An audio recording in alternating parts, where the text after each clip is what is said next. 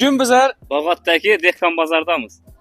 havoya yo'q desangiz o'tizasiz. Agarda shu gapni ishlatmasangiz podarkamiz bor. Tayyormisiz? Bag'atdagi rus reys filialini bilasizmi? Bilaman. Ha o'yin. Puldanmi? To'xtab turing. Zo'r oldu.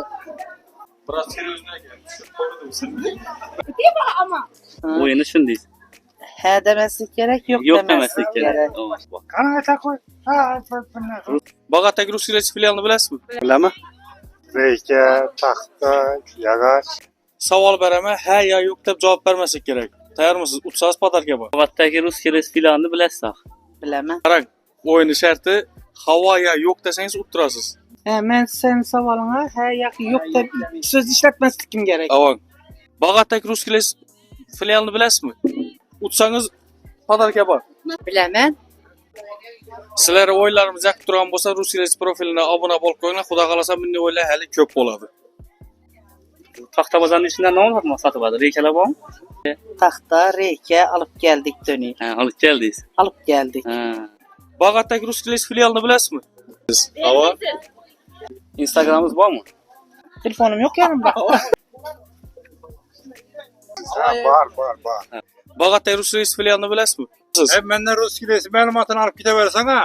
Rus Reysning ichida navla sotilajagini bilasizmi? Navla bor edi. Taxta, reyka sotiladi hammasi. Ve shifr mahsulotlari bormi? Var. Bilaman. Zo'r oldu. Bo'ldi, podarka bering. Mana. Boshqalarga tavsiya etasizmi? Buni bilaman. Bag'atdagi Rus Reys filialini bilasizmi? Ne için o ağaç taxtani yerdan o'tiribmiz-ku? Rus Reys odi Taxtakan brendini o'zgartirildi. Bilasiz, o'yinimizni davom ettiramiz. Savol beraman, ha yo yo'q deb javob bermaysiz. Ha desangiz, yo'q desangiz o'tizasiz. Shular ishlatmasligingiz kerak. Rus Reys filialining ichida nima bor? Taxta, og'ochlar bormi? Tozada sağırla şöyle geleversin.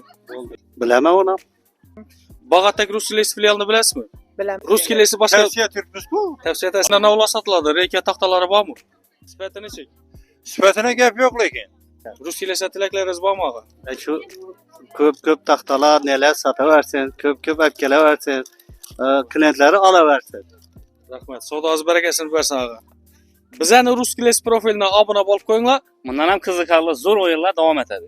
Keyingi o'yinimiz neda bo'lajagini kommentariyada belgilab o'tinglar. Hammangizni kutamiz.